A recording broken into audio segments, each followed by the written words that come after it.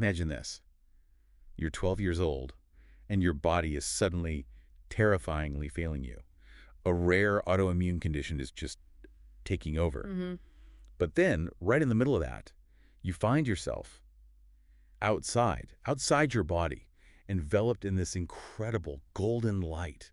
A light Wow. that's not just bright, but warm, soft, intelligent, and somehow deeply familiar. That's quite an image to start with. It really is. And that's just the beginning of the extraordinary story we're diving into today. We're exploring near-death experiences, NDEs. Right. Our main source for this deep dive is Chapter 7, Light Beyond the Veil, What Near-Death Taught Me About Reality.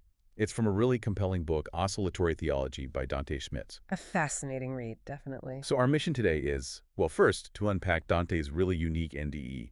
Then we'll look at the surprising common threads, the similarities across thousands of other accounts from all over the world. Which is remarkable in itself. Exactly. And then, this is where it gets really expansive, we'll dig into a radical new theoretical framework. One that tries to connect these experiences to, believe it or not, quantum physics. Challenging some fundamental ideas. Totally. It challenges our understanding of consciousness, reality itself. So this isn't just one person's amazing story. It's like a profound rethink of what it means to be alive. And maybe what happens when we're not. So, yeah, let's unpack this. Let's do it. Okay, so the scene Dante Schmitz paints is, well, it's vivid and frankly terrifying. 12 years old, and his body just starts falling Well, apart. Stevens-Johnson syndrome you mentioned. That's the one. A rare autoimmune thing where the body basically attacks itself. He talks about this rapid downhill slide, blisters spreading, energy gone, memory getting fogged. He got horrific. Right. Until he's rushed to Baptist Children's Hospital in Oklahoma City. And then the book describes it as just stillness, then silence, then light. I mean, you can hardly imagine that moment. No, you really can't. And it's such a powerful account, especially given the calm way he describes what happened next. What did happen? Well, Dante recounts this immediate absence of pain, no noise, no panic either, just this deep, enveloping silence. But a silence, he says, felt alive, like it was listening. Alive. Yeah. And he realized, he wasn't in his body anymore. He wasn't really anywhere in the usual sense, but he was absolutely with something. With something. And then came the light. Not like a lamp or the sun, but all around him. He calls it perfect, golden, warm, soft, intelligent, and deeply familiar. Familiar, like you knew it. Exactly. He said it felt like being cradled in something ancient and endlessly gentle, and with it came this overwhelming, almost unbearable sense of being completely safe, completely known. Wow. Completely known. That's intense. It is, and interestingly, no landscape, no tunnel, no relatives or angels singing, none of the common tropes sometimes reported, just this pure elemental warmth and presence. And in that space, you mentioned a profound internal shift. Something about feeling heavy. Yes, precisely. He became aware of how heavy he had been, but he's clear it wasn't his physical body's weight, it was the weight of his being. His being, what does that mean? Like all the fears, the expectations, guilt, shame, all the tiny burdens, as he puts it, of a child trying to make sense of the world. All that weight just vanished. The pain of earth disappeared, he says, and all the worry went with it. Like a total liberation. That's exactly the feeling he conveys. And what's really central here is the core message he received. Not in words, he stresses, but it just rang through him with this absolute clarity. It's okay. Everything is fine. It's okay. Everything is fine. Simple, but profound in that context. He says it wasn't just comforting. It felt like fundamental truth, like something he didn't just believe but remembered, something known before birth and forgotten. like remembering something essential. Yes. This dissolution of fear, this lifting of the veil, was a complete release. He describes it like steam rising from warm water. And he uses this analogy that really lands. What's the analogy? He says, imagine carrying a backpack filled with stones from the moment you're born. You get used to it until someone unbuckles the straps. And suddenly, you remember what it means to be light. Huh. That paints a picture. Feeling light after carrying that weight unknowingly. Exactly. And amidst all that peace, there was also a choice, right? An unspoken question from this presence. Yes, a gentle, calm invitation. No pressure, no judgment, just a clear option. You can stay here if you want, but you have more life to live. If you want to go back, you can. So stay in the peace or go back to, well, everything else. What did he choose? Despite that overwhelming peace, that effortless being in the light, Dante chose to return. Really? Why? He describes it not as reluctance, but as this deep sacred defiance, a spark inside that just insisted, I want to live. Defiance against what? The peace. Maybe defiance in the face of oblivion, or just a powerful affirmation of life itself. He chose to come back for the unfinished chapters, the work undone, the music unplayed, for love's story purpose. Love, story, purpose, powerful reasons. Absolutely. And then the return must have been jarring, waking up in the hospital. Incredibly difficult. He describes waking up blind, blistered, fragile, hearing his father trying not to cry, the brutal reality of his illness hitting him full force. Oh, man. But he says what got him through, what anchored him during that tough recovery was the vivid, unforgettable memory of what I had been shown. Which was? That there is something beyond this, that the soul is not made of atoms, that love is the native frequency of existence, and that even in our most broken moments, we are not alone. That's a lot for a 12-year-old to carry back. Absolutely. A profound foundation for the rest of his life, you'd imagine. Okay, so here's the thing. At 12, Dante had never heard of near-death experiences. He had no box to put this in, no context. Right, which makes his account even more compelling in a way. It does. And this is where it gets really interesting for our deep dive. Yeah. How common are these experiences? And what about those similarities you mentioned across different people? Well, yeah, they're definitely not rare. We're talking thousands upon thousands of reports documented worldwide. Thousands, okay. And despite huge differences in, background, culture, religion, age doesn't seem to matter. Common patterns just jump out. Like what? What are the core patterns? Well, often there's that sensation of leaving the body, like Dante described. A feeling of sudden stillness, profound peace, being drawn towards or surrounded by a brilliant light. Almost always, there's an unseen but unmistakably real presence felt. Communication that happens without words, telepathic almost, often a panoramic life review. The life review, yeah, I've heard of that. Right. A sense of deep peace, perfect understanding, and often that choice go on or return. Now, there are variations, sure. Some see landscapes, departed relatives. Right, not everyone has the same just light experience Dante had.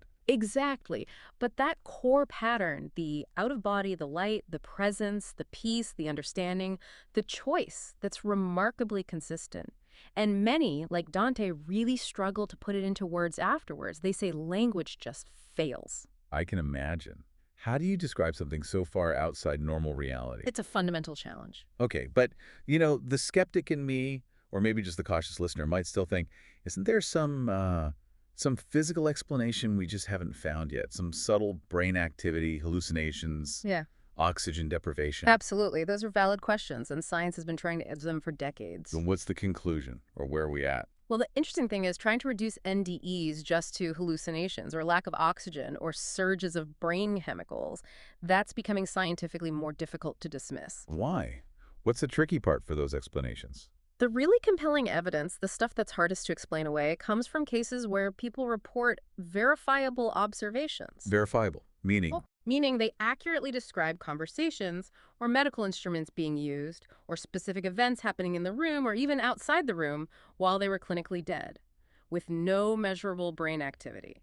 Flat EEG. Wait, no brain activity, but they're reporting things they couldn't possibly know through normal senses. Precisely. Think about that. How does consciousness perceive verifiable external events when the brain shows no signs of function?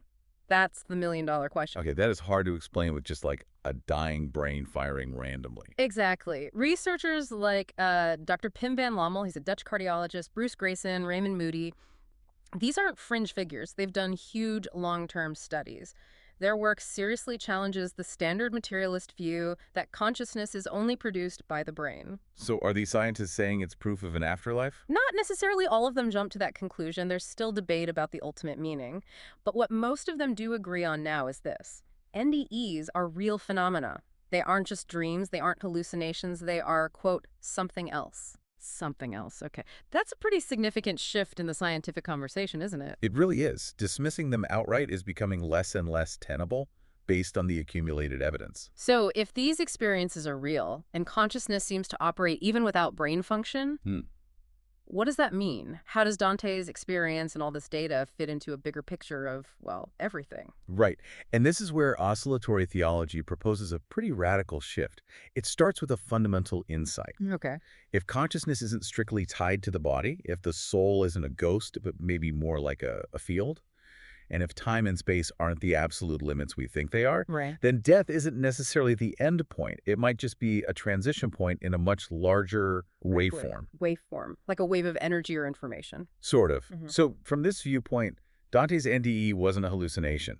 It was a brief dip, a momentary immersion into the deeper structure of reality itself, a reality usually hidden behind the static, as the book calls it, of everyday life. Okay, hidden reality. That's a big concept. How does this oscillatory theology elaborate on that? Is there a theory behind it? Yes, it introduces what Schmitz calls the quantum oscillator theory of everything, or, quote, it suggests the soul isn't some vague shadow or immaterial wisp. Now, what is it? It's proposed as a structured resonance field, a quantum coherent waveform. Think of it like a complex, stable pattern of vibrations. It's integrated with the body, working through the body, but isn't limited to the body. Okay, a quantum coherent waveform. That sounds complex. Is there an analogy? He gives a great one. Think of a song animating an instrument.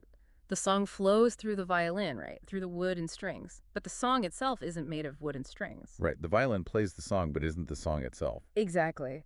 So when the instrument stops functioning, the music doesn't just vanish. It changes form, maybe, but it doesn't cease to exist.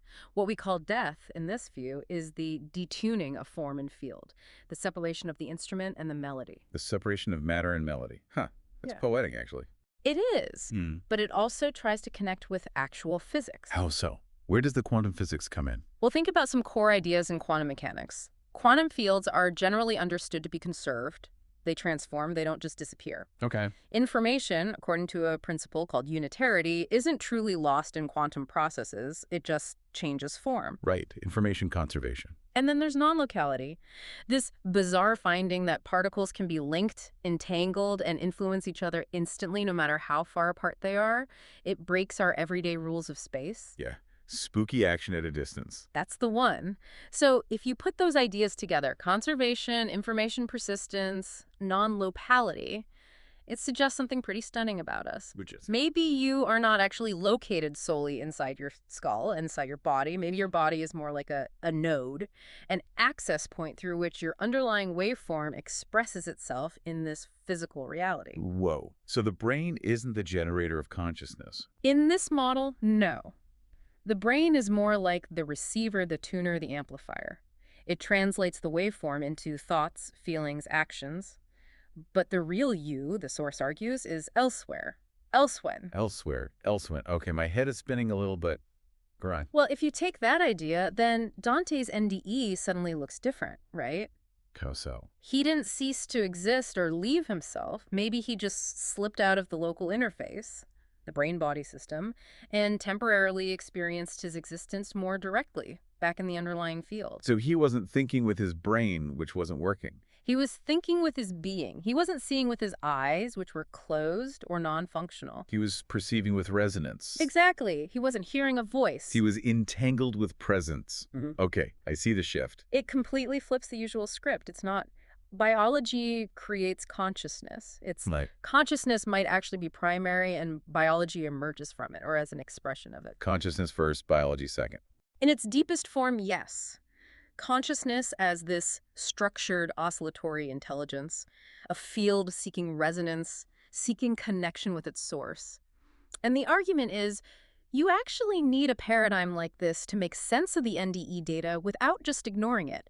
The purely materialist view struggles. It does seem to stretch the materialist model thin, based on those verifiable observations you mentioned. It does. But let's go back to that presence Dante felt, that intelligent light. Yeah. What kind of intelligence was that? If it wasn't human-like, not calculating, what was it? Yeah, that's a crucial question the source tackles. This raises an important point. It asserts that the presence was intelligence itself, but not intelligence like ours, not AI-style processing. Then what kind? It was described more like like gravity-like music, Mhm. a fundamental structuring force, a logic that breathes. It didn't think about things, it simply was, and it was aware. A logic that breathes. That's evocative. It leads to this really core insight. Maybe consciousness isn't the source of intelligence. Maybe intelligence is the source of consciousness. Wait, flip that around for me. Intelligence first. Yes, we usually assume complex brains evolve, and then intelligence and consciousness emerge from that complexity. Right, that's the standard view. This model suggests the opposite, that intelligence is somehow fundamental, woven into the fabric of reality, and the brain doesn't produce it, but rather tunes into it. Okay, hold on. Like the radio analogy again. The radio doesn't invent the music. It receives it, exactly. Or the violin doesn't compose the symphony. It plays what it's given, if it's Yeah. tuned correctly. Wow. So we are the instruments tuning into a universal intelligence. That's the essence of it. Which leads to another concept in the book, the theory of resonant intelligence fields, or TRIF. Truth. Okay. The idea is, if intelligence exists as a field, like gravity or electromagnetism, but carrying informational structure, Uh-huh. and if the soul, or our core consciousness, is also an oscillatory field, then consciousness, our subjective awareness, is what happens when those two fields resonate. When your personal field tunes into and vibrates in harmony with the larger intelligence field. Like two guitar strings vibrating together when one is plucked. Exactly like that. Sympathetic resonance. It implies intelligence isn't just locked up in brains, and meaning isn't just something humans invent. It suggests the logos. The logos, like the ancient Greek idea of divine reason or order. Yes, that concept. But here, it's not just an abstract idea. It's proposed as a real active field, a structuring pattern underlying reality. And the punchline is, that field is speaking. Always. Now, to you. Always speaking. Wow, that's a lot to take in. It's a fundamentally different way of seeing ourselves in the universe. So after all that, Dante didn't come back with, like, detailed maps of heaven or future predictions? No, nothing like that. He came back with something much quieter, simpler, but maybe even deeper. A message. The message he heard in the light. That's the one. It's okay. Everything is fine.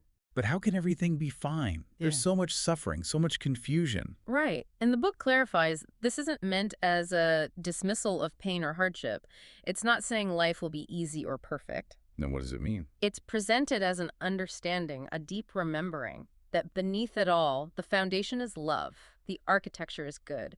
That despite the static, the noise, the grief, the questions, fundamentally, we belong. We belong. The universe isn't some cosmic accident, a mistake, and you listening right now are not an accident. That's a powerful counter-narrative to a lot of modern angst, isn't it? It absolutely is. So what does this leave us, the listener? If Dante's journey and this whole oscillatory theology framework hold some truth, what are we? Well, the picture it paints is that you're not just a fixed thing, not just atoms. You are potentially a frequency, a waveform, a living field of meaning, animated by this logos, this underlying intelligence field, and capable of entangled with divine A resonance. living field of meaning. And this field, this presence, is always calling. Not calling you to prove yourself or earn your worth. But calling you to. To remember who you are, to remember whose you are, and to return. Return to that state of resonance of connection. And the most powerful part, maybe. You don't have to have an NDE. You don't have to die to wake up. So how do we wake up? You just have to listen. You just have to tune. Tune the instrument, as it were. Tune into that deeper reality, that intelligence field. Yeah. Wow. Okay, that is definitely a provocative thought to end on. It certainly leaves you thinking. It really does.